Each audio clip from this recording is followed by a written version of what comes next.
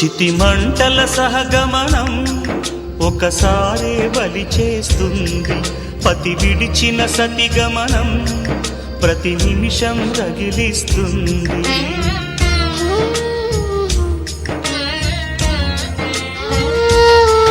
ఆ జ్వాలలతోనే జీవించేటి ధైర్యం అందిస్తూ ఓ బంధువులారా దీవించండి దీర్ఘ సహనమస్తు. నువ్వు రామా మాంగల్యమా వివాహపు వేదికలో నిన్ను ముడేసిన నిన్నటి వేళ్ళకి విడాకుల వేడుకలో నేడు తెంపడం నేర్పడానికి.